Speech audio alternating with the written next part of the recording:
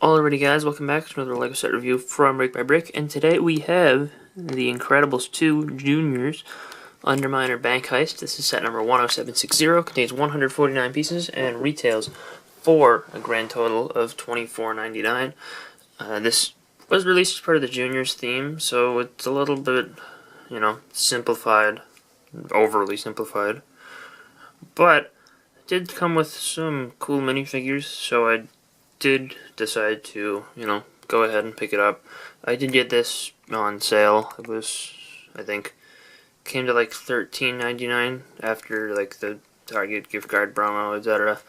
But let's take a closer look at the individual builds. First up for builds, we have this Underminer Vehicle, and it's not the best at portraying what it's supposed to look like in the movie, because in the movie this thing is massive, absolutely massive, and like he sits way inside deep in the middle, but this does kind of get the same shape across, so it is like it's recognizable. You can tell what it's supposed to be, but it's not done nearly as impressively as the thing from the movie. Both of the drills on the front and back can spin, which, this is okay, but unlike sets like Cole's Earth Driller, it does not spin as you move this back and forth. Also, the wheels are hard plastic, so sometimes you'll notice that they don't want to spin, like, as you move it across the surface. Sometimes they don't want to spin as well because they are hard plastic, and you can just kind of move it side to side. The actual vehicle does just offer a place for the Underminer to stand. He has a little crate here in the back, which currently is holding a $100 bill, which is the standard print. You'll see more of them in the set. He has a printed console piece, and a little megaphone that he can use, except he can't really hold it in his current form because he's using the glove things, which you'll see closer with the minifigure accessories. But I mean, the colors are okay. It's cool to get a little bit of the dark orange and the brown, and the shaping is alright, but this just doesn't look that good on just aesthetically pleasing level. Next up we have the Incredible, which, while not looking quite like it does in the movie, I actually kind of like the way that this came out, especially for a junior set. It does use the standard juniors wheelbase and just regular tray wheels. Moves like a car, like it's supposed to. But I do like this print that they use on the front for this dashboard piece. It has a 2x2 round tile used to form the dot on the eye, which is cool. It's a good use of that. You get a little grill going at the front. Looks good. I kind of prefer it without this 1x4 plate there. I think that looks better, but realistically in the movie this should have a roof, and that kind of not having that kind of ruins the way that it's supposed to look based on the movie. But again, I don't dislike this too much. It kind of reminds me of those standard city vehicles, except with an Incredibles print. I don't know, it's not too bad in my opinion. I like the little flame exhaust coming out the back, as well as these red lights. And it seats a minifigure just fine. There's a steering wheel in there, and then there's one of these little pieces with a bar on them to represent the back of the seat. This is not too bad as far as little juniors vehicles go, but at the same time it is a juniors vehicle, and I've seen a really good mock for the Incredible. I may end up trying to build that at some point because it looks really cool. This is good for what it is, though. Before we get to the bank itself, there are these two little side builds here. One of them is basically just a street lamp. I don't know why it has the 2x2 brick on the bottom, but they do suggest on the box that you could take this and pick it up as Mr. Incredible and use it to hit things. So, like a weapon, basically. And it is just a lamp. Super duper simple. Doesn't look awful, but, obviously not on par with like the lamps that they use in Winter Village sets. And this here is just a wall with the fire hydrant and a trash can. The trash can features a stick and a soda can with a printed top, which I guess those are cool. And it's nice to get trash cans. Trash cans attached with a jumper plate. So I guess theoretically, if you wanted to, drive through recklessly with your Incredible, you could knock that over pretty easily. You could also knock this over pretty easily. Little fire hydrant. It's done with just a jumper plate. And then you have this wall here, which is made with the BrickBricks, which is nice. And that can also fall over easily, and features a cool print of a wanted poster for the Underminer. You know, it's kind of just a wall, but offers a little bit of play value, and, you know, looks good as just a little bit of scenery in the background. And the last up for builds here is this little bank vault, and it's a little bit weird to me how, you know, they kind of create the facade of a bank, but it just leads straight into the safe, which is not the typical layout of a bank, but I like that they attempt to make it look aesthetically pleasing. And you'll see out here they do have the little keypad to access the bank, and this is presumably an alarm of sorts. I like the gold and sand green color scheme. It's kind of cool. And, you know, it'd be cool to see a bank built in those colors, but obviously this is not a full bank, which is a little bit disappointing to me. You know, maybe it would have been cool if it was just maybe twice the size and you had a little entrance and then the safe was like in the middle, but if it were like that, you would not be able to do this, which is take the Underminer's vehicle and just drill straight through the safe door. It's only attached by 2 studs, so it comes off pretty easily, and the print there on that panel is pretty nice. I actually like the way that that looks. It would be useful outside of this setting. You know, you could use it to create a safe door. Like if you were to take this round section and, you know, that piece, you could do some pretty good stuff. It's not exactly perfectly centered in the circle created by these parts, which is a little bit of a shame, but, you know, I think that you could definitely get it so that it would be perfectly centered. You know, it's kind of cool. I like the use of this white parrot. I believe it's exclusive in that color. I could be wrong, though. If not, it's definitely not very common. And, you know, there's a ramp going up there, so you can drive in easily. And inside the vault, you've got some, you know, valuables. You've got this gold crystal piece, this sack, which presumably contains coins, as well as a diamond on top of this box, which contains $200 bills and 2 gold bars. These are pearl gold, they're not metallic. The metallic ones are really cool, so it would be nice to get metallic ones, but pearl gold works. And yeah, it's just basically all we've got for treasure here. One thing that I will note is that sometimes you know, you can drive further in with the Underminer vehicle, and, you know, you'll push this out. I have gotten it sometimes when these end up all stacked here. I've gotten a money piece to fall out the back, which, you know, I don't think is the intention, but it works and it kind of gets a cool effect. So, like, if you were to go, for example, just like that, you'll knock this out and you can see the money falls out there.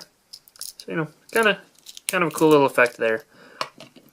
And these are all attached with jumper plates, so they will come out easily.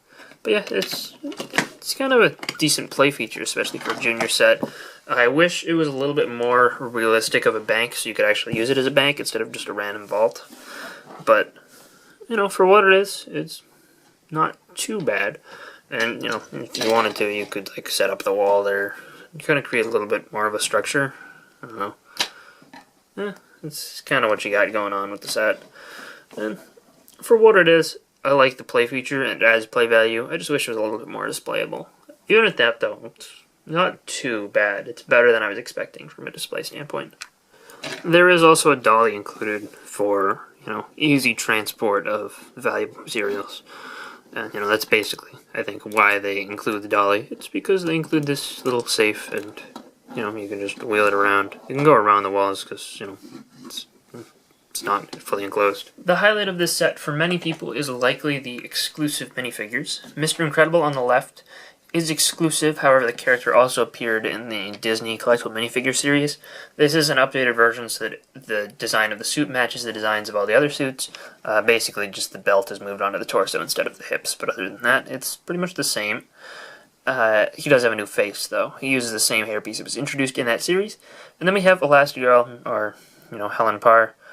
She did also appear in the smallest of the Incredible sets, which makes sense that she's the most common because she is kind of the main character of Incredibles 2. However, in that set, instead of having a regular torso with regular arms, she had one of those different torsos that has the stretchy arm piece. So I'm glad that they give you a set where she's just, you know, regular. They have dual molded arms, which is cool, and the printing on their torsos varies slightly just to reveal their body shapes. But, you know, they have the same Incredibles logo and belt. And the legs are the same between the two.